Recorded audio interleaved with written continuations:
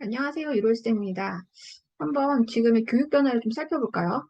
올해부터는 서울대 정시에서는 교과평가가 도입이 되죠. 그리고 2024년 내년부터는 고1부터 고교학점제는 부분 도입이 되고 자기소개서가 폐지됩니다. 그리고 2024년도에는 일회용 대입제도가 발표되게 되고요.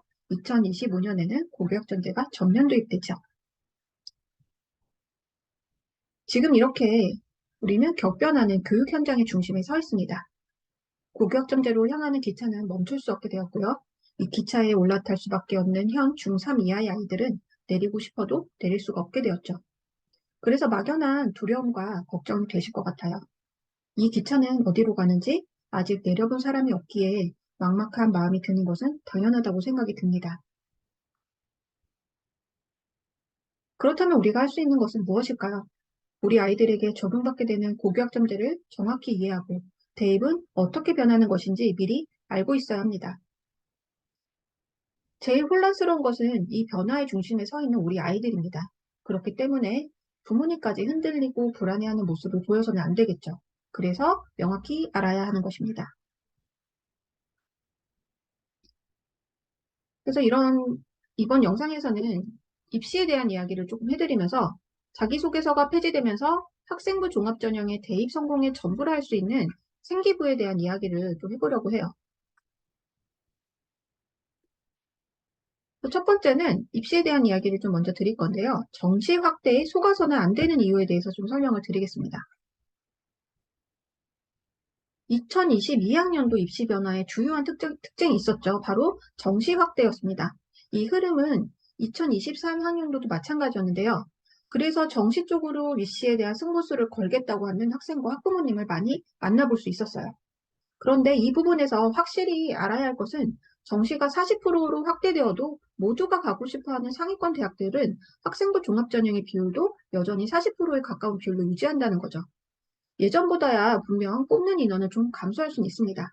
그렇지만 학생부 종합전형이 우리 아이들, 현역들에게는 가장 유리하고 무조건 전략적으로 원서를 써서 합격해야 하는 전형이라는 것은 꼭 기억을 해주셔야 합니다. 따라서 수시 축소, 정시 확대 이런 말에 속아서 수시를 포기하고 정시에 올인하는 일은 일단 먼저 없어야 합니다. 그렇다면 앞으로 학생부 종합전형에서 이 생기부의 영향력은 어떻게 될까요? 어머님들, 혹시 내년도 입시에서 자기소개서가 폐지된다는 사실을 알고 계시나요? 그래서 이제는 아이를 보여줄 수 있는 서류는 생기부, 즉 학생부가 바로 유일하게 된 것입니다. 참으로 이 학생부의 그 중요성은 너무너무 중요해졌다고밖에 말을 할 수밖에 없고요. 그럼 이 생기부에 대해서 알고 있어야 되는 거죠. 그렇다면 생기부는 어떻게 구성이 되어 있을까요? 이렇게 보시면 생기부는 크게 교과활동 영역, 종합의견, 비교과 영역 이렇게 세 가지 영역으로 구분이 되어 있습니다. 교과활동 영역에서는 수업, 정기고사, 교내대회 등 이런 것들에 대해서 좀 기입을 할 수 있고요. 이 중 수업이 가장 중요합니다. 교과 외 활동이라고 부르는 이 비교과 영역은 자율활동, 동아리활동, 봉사활동, 진로활동 이런 것들을 말하고 수상 경력과 독서활동은 이제 대입에 미반영되는 부분이고요. 그래서 교과외 활동인 이 비교과 영역에서 볼 수 있는 것들은 아이가 학업과 진로와 관련된 그런 활동들을 얼마나 지속적이고 주도적으로 했는지를 평가하는 그런 항목이라고 보시면 되겠습니다.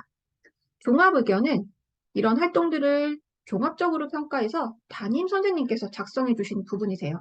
그래서 이 담임 선생님께서 작성해 주시는 종합의견은 앞으로 교사 추천서 역할을 할 정도로 매우 중요한 부분이라고 알고 계시면 되겠습니다.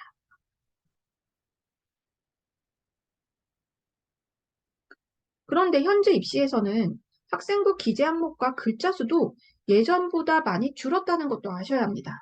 정시 확대, 학생부 기재 항목과 글자 수 줄이는 것, 이런 거 모두 대입 공정성 강화 방안에 따른 여파라고 볼 수 있는데요. 이 부분에 대해서는 제가 따로 영상을 만들어서 다뤄보도록 하겠습니다. 이 표를 보시면 교과 활동은 과목당 500자를 유지하고 있지만 종합의견과 자율활동은 1000자에서 500자로, 진로활동은 1000자에서 700자로 줄었죠. 이렇게 기재 항목 글자 수가 축소되었다고 그 영향력도 줄어들었을까요? 네, 정답은 아니옵니다. 이제 본인을 드러낼 수 있는 자기소개서도 폐지가 되었기 때문에 이 생기부는 학생부 종합전형에서 대체 불가한 핵심 전형 요소로 더욱 그 중요성이 커진 거죠. 다만 이렇게 글자 수가 제한이 있기 때문에 더욱 핵심 내용만 담아야 한다는 거죠. 그러면 무엇을 어떻게 기록할 것인지에 대한 고민이 깊어지게 된 것이죠. 그럼 그 다음 고민은 과연 좋은 생기부란 있는 것인가라는 거죠. 이제 그 부분에 대해서는 제 경험을 토대로 몇 가지 말씀을 드려보도록 하겠습니다. 저는 국립대 입학사정관, 사립대 입학사정관으로 일하며 수천 면의 생기부 자소서를 평가를 했는데요. 뜨거운 여름이 지나고 코끝이 서늘해지는 가을이 오면 입학사정관들에게는 평가 시즌이 돌아왔다는 징조이죠. 그래서 매년 9월 수시 원서 모집 기간과 동시에 입학사정관들은 추석 연휴도 반납하고 이렇게 생긴 평가장에 갇혀 숙식을 하다시피 하며 평가장의 모니터와 물화일체된 삶을 살게 됩니다. 아침부터 자정까지 하루 종일 전국 각지 학생들이 학생부와 자기소개서를 보면서 한 계절을 보내고 또 그렇게 몇 년을 지내면 이 또한 단련이 돼요. 그래서 나중에는 아이의 생기부 하나만 보고 나면 이 학생이 3년 동안 어떤 학교 생활을 했는지 동영상처럼 재생이 되는 경지에 이릅니다. 이런 이야기를 왜 하냐면요. 이렇게 수많은 생기부를 보다 보면 확실히 좋은 생기부와 나쁜 생기부가 있다는 것도 평가를 해본 입학사정관이란 모두가 알기 때문인데요. 그리고 모두가 거의 비슷한 이야기들을 합니다. 그럼 좋은 생기부는 무엇이고 나쁜 생기부는 무엇일까요? 오늘 영상에서는 제가 창의적 체험활동 항목에 대해서 하나씩 예시를 들어볼 건데요. 이 예시는 2023 동국대 학생부 위주 전형 가이드에서 이런 예시가 항목별로 적절하게 잘 나와 있어서 이 예시를 위주로 설명을 한번 해보도록 하겠습니다.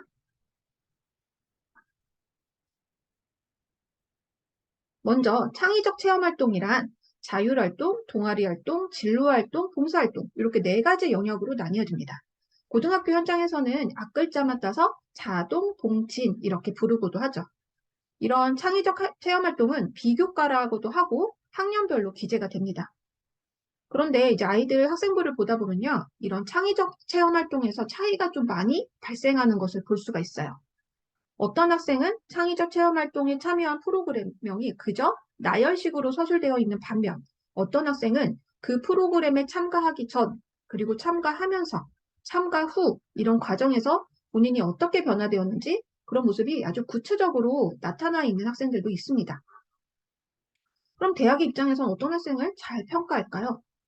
이제부터 그런 항목별로 하나씩 사례를 보여드리도록 할게요.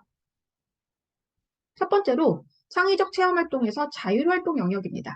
이 자율활동 영역이란 학교 교육 계획에 따라서 고등학교에서 주최하고 주관하는 활동이 기록되는 영역인데요. 이런 자율활동 영역에 기재되는 내용은 이런 활동 과정에서 아이의 특성이 드러나는 개별적인 내용이 있어야 좋은 평가를 받는다는 거죠. 한번 사례로 볼까요? 첫 번째는 좋은 생기부 사례, 자율활동 영역입니다. 한번 이 사례를 볼게요. 국어교육과를 지원한 학생인데요. 이 지원자가 본인의 관심사와 관련된 학습을 주도적으로 수행한 것을 확인할 수 있고 문학과 언어에 대한 관심 또한 확인할 수 있는 사례입니다. 대학은 이렇게 학생이 주도적으로 뭔가 하는 걸 좋아해요. 그래서 이런 내용이 있는지 학생부 전체를 보면서 아주 꼼꼼하게 찾습니다. 근데 이 학생은 문학사를 학습하면서 문해사조 변천에 많은 관심을 갖게 됐죠. 근데 이 관심으로 멈춘 것이 아니라 다른 작품과 경향성을 비교를 했고 그중 관심 있는 작품을 또 탐독을 했고 그 영향 관계를 또 알고 다른 문화까지 관심의 폭을 확장했다고 나오죠. 바로 이렇게 수업을 통해 알게 된 내용 중 내가, 그러니까 아이가 흥미를 느낀 내용이 있다면 그것을 심화 발전시켜 나가는 과정을 보여주어야 좋은 사례라고 할 수 있습니다. 다음 지원자는요, 북한학 전공을 이제 지원한 지원자인데요. 여기서 좀 우리가 알 수 있는 것들은, 학교는 당연히 집단으로 생활하는 단체죠. 당연히 그래서 학급 전체 아이들이 동일한 활동을 할 수밖에 없습니다. 그 예로 그 생기부에 자주 나오는 활동들이 학교에서 진행한 다양한 예방교육, 안전교육 같은 것들이 있어요. 그런데 이 학생은 장애인 인권교육을 받은 뒤 북한 이탈 주민에 대한 차별과 편견을 줄이기 위한 교육의 필요성을 느꼈고 또 그거를 어떻게 했어요? 보고서를 작성했죠. 또 자신의 주장을 일목요연하게 발표도 했어요. 그래서 친구들과 그 내용을 공유하면서 인식 변화와 봉사활동에 대한 관심까지 불러일으키고자 했다는 내용이 적혀 있죠. 평가자들 입장에서는 아마 눈이 번쩍 뜨였을 거예요. 흔한 노래 가사처럼 늘 똑같은 레파토리처럼 별 내용 없을 거라 여겼던 자율활동 영역에서 이렇게 학생의 주도적인 역량을 찾아볼 수 있다니? 이렇게 생각을 하면서 말이죠. 이거는 좀 잘 눈여겨보셨으면 좋겠는 사례입니다. 다음은 나쁜 사례를 좀 보여드릴게요. 거의 대부분이 이렇게 나열식으로 되어 있습니다. 무슨 예방교육, 학교폭력 예방교육, 이런 교육, 생명 존중 및 자살 예방 교육. 이렇게 나열식으로 된 사례가 많은데요. 조금 전에 설명했듯이 학교 행사에 하나로 나열되고 있고 그 참여했다. 이렇게 써있는 자율활동 항목은 특별히 이 학생의 장점과 역량을 보여줄 만한 요소가 들어가 있지 않죠. 대학은 이렇게 학교에 무슨 프로그램이 있는지가 궁금한 것이 아니에요. 이 프로그램 안에서 학생이 무엇을 경험했는지가 궁금하다는 거죠. 그래서 이 부분을 꼭 기억을 해두시면 좋을 것 같습니다.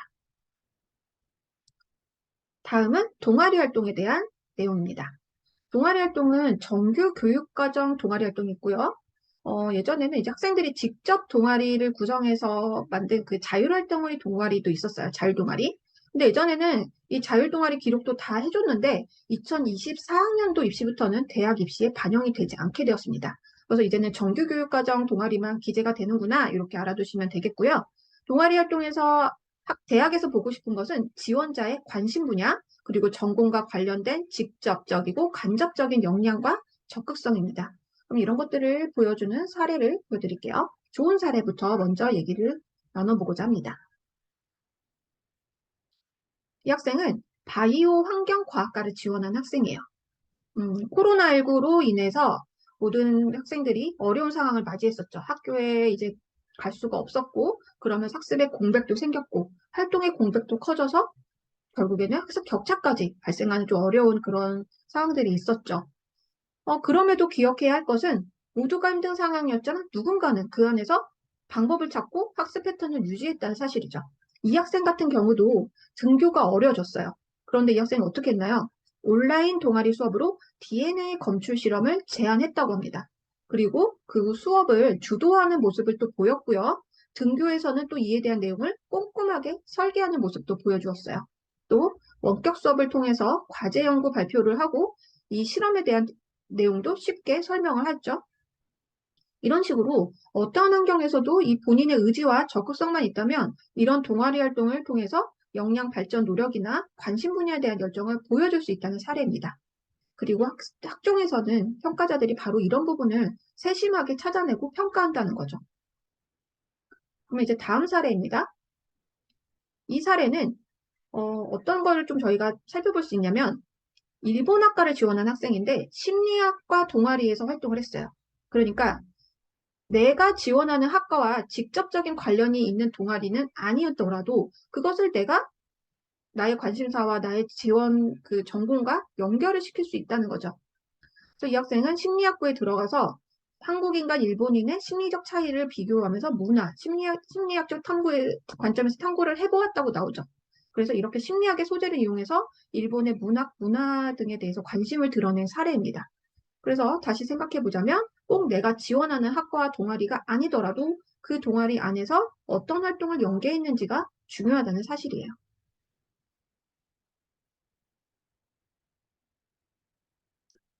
이 사례는 멀티미디어 공학과를 지원한 학생이 수학 관련 동아리 활동을 통해서 이제 뭔가 나의 역량을 보여준 사례입니다. 이렇게 멀티공학과를 지원했다 하더라도 컴퓨터 동아리에 꼭 들어가지 않아도 된다는 거죠. 이렇게 수학 동아리에 들어가서 내가 여러 가지 수학 관련된 그런 활동들을 하면서 나의 역량을 충분히 보여줄 수 있다는 얘기예요. 그런데 자기소개서가 있을 때는 이 활동들에 대해서 이 아이가 더 자세히 기술을 하는 것이 가능했었어요. 그런데 이제는 자기소개서가 2024학년부터 폐지가 된다고 했죠. 그래서 이렇게 내가 부연 설명을 하고 싶어도 할 수 있는 기회가 사라졌다고 보시면 됩니다. 따라서 좀 내가 학생부에 최대한 자세히 일단은 서술을 하고요. 이 아이가 좀 더 역량이 있고 또 미처 다 보여주지 못한 부분을 보여주고 싶다면 면접이 있는 전형을 노리는 것도 방법이 될 수 있겠습니다. 다음은 봉사활동입니다. 봉사활동도 이제 학교 교육 계획에 의해 실시된 봉사활동이 또 있고요. 학생 개인이 스스로 찾아 실시한 개인 봉사활동 이렇게 두 가지로 나뉘어지는데 2024학년도 입시부터는 대학교에 학교 봉사활동은 실적은 제공이 되지만 개인이 봉사활동한 실적은 제공되지 않습니다. 이것도 꼭 기억을 해두시길 바라고요. 그래서 봉사활동에서는 대학이 보고 싶은 것은 이 아이가 봉사활동을 한 방향성, 지속성, 자발성, 그리고 적극성 이런 것들을 고려해 학생의 진정성을 파악하고 싶다는 거죠. 그럼 먼저 좋은 생기부 사례를 먼저 보여드리도록 하겠습니다. 한번 요거를 볼게요. 2019년 1학년 때는 어때요? 학습 도우미 에너지 지킴이 돌봄 교실 아동학습 지도를 통해서 꽤 많은 시간 동안 꾸준히 지속성을 가지며 이 아이가 주도적으로 활동을 한 것을 볼 수가 있죠. 그리고 2020년 코로나가 터졌어요. 그러니까 코로나 시국 이후에도 이 아이가 어때요? 뭔가 봉사활동을 꾸준히 하면서 1대1 매칭 멘토링이라는 이런 것들을 찾았어요. 그래서 여기서도 어려운 상황에서도 꾸준히 한 것을 볼 수가 있습니다. 그리고 다시 또 3학년 때도 봉사활동, 멘토링 이런 활동들을 꾸준히 한 것으로 보여져요. 그래서 이 학생은 어려운 환경이었지만 그래도 이 봉사활동의 지속성과 꾸준함, 주도성까지 찾아볼 수 있는 좋은 사례라고 볼 수 있겠습니다. 그럼 나쁜 사례라고 좀 보여드릴게요. 거의 대부분이 이런 봉사활동의 모습입니다. 거의 대부분 아이들이. 여기서 우리가 좀 생각을 해볼 것은 물론 어려운 시국이기 때문에 아이들이 거의 대부분 그런 봉사활동을 못했어요. 이런 아이들이 많습니다. 그렇다고 대학에서 부정적으로 평가를 하진 않아요. 다만 우리가 앞에서 본 학생처럼 좀 내가 그런 어려운 환경이지만 최대한 적극성을 발휘하면 그리고 안전한 범위 내에서 내가 할 수 있는 것들이 무엇인지 찾아보려는 노력을 한 흔적을 보여달라는 거죠. 그럼 봉사활동도 그냥 지나가는 부분이 아니라 이 아이에게 플러스 되는 부분이 될 것이라는 거죠. 그런 부분을 여기서는 좀 기억을 해주셨으면 좋겠습니다. 마지막으로 진로활동입니다. 진로활동에는 학생의 본인의 꿈과 미래 직업을 좀 기입하도록 되어 있었는데요. 2022학년도 입시부터는 그 내용이 대학에 제공되지 않고 있습니다. 그래서 진로활동에서는 아이의 지원 동기, 진로 탐색에 의한 의지를 판단할 수 있는 부분을 볼 수 있고요. 그리고 다양한 경험을 통한 학생의 진로 변경 가능성에도 주안점을 보면서 평가를 합니다. 그럼 먼저 좋은 생기부 사례를부터 보도록 할게요. 이 학생은 소설책을 좀 자주 읽고요. 단지 문학을 좋아해서 소설가를 꿈꾸는 게 아니라 이렇게 소설가가 될 만한 자질이 있다고 스스로 판단했다는 점에서 자신의 장점을 잘 파악한 진로 결정이 돋보임 이렇게 써있죠. 그러니까 뭔가 자기의 장점도 본인이 잘 알고 있다. 그래서 선생님도 이런 부분에 대해서는 좀 뭔가 인정을 해줬다. 이렇게 좀 느낄 수가 있고요. 또 어떤 책을 읽고 또 무언가를 깨닫고 그것을 알아보기 위해 자료조사도 또 실시를 했어요. 또 글쓰기 관련한 영상을 또 찾던 도중 어떤 영상을 보고 또 어땠나요? 자기가 알지 못하는 그런 것을 또 알게 됐고 앞으로는 어떻게 해야 내 꿈에 이르게 될지에 대한 소감도 밝혔죠. 그래서 이 학생은 국어 공부 문예 창작학부에 지원한 학생이고 진로 활동 부분만 살펴보아도 어떤가요? 전공과 적합하다. 전공이랑 많이 근접한 활동들을 했구나. 이런 것들을 알 수 있습니다. 그리고 활동에 대해서도 일관성도 알 수 있고요. 진로에 대한 고민도 엿보이고 노력한 흔적들도 찾을 수가 있겠습니다. 따라서 진로 활동 내용과 지원 전공과 연계가 잘 드러난 그런 사례라고 볼 수 있겠죠. 두 번째 사례를 보여드릴게요. 이 학생은요, 2학년 때는 구체적으로 진로가 정해지진 않았었어요. 그래서 교육 관련 진로를 꿈꿨죠. 그러니까 교육 관련이라고 두루뭉실하게 나는 그냥 교육 쪽의 일을 하고 싶다. 예비 교사로서의 마음가짐을 비교해보며 본인이 교사가 되었을 때 뭐 어떻게 하고 싶다. 그러니까 교사 정도의 꿈은 있었지만 정확히 좀 이렇게 구체적인 진로는 정해놓지 않은 상태였어요. 그래도 교육 관련이라는 큰 카테고리 안에서는 활동을 했죠. 그러다가 3학년 때는 역사 교육이라는 세부적인 목표를 정하고 이와 관련된 진로 활동을 한 거 보여주고 있습니다. 그래서 여기서 보여주고 싶은 내용은 1학년부터 목표가 구체적이진 않아도 넓은 영역의 관심사가 진로 활동으로 명확해지고 또 최종적으로 지원하는 전공과 연관성이 높아지는 모습이 잘 나타난다면 긍정적인 평가를 받을 수 있다는 거죠. 그럼 이제 내용 정리를 좀 해볼게요. 좋은 생기부의 특징.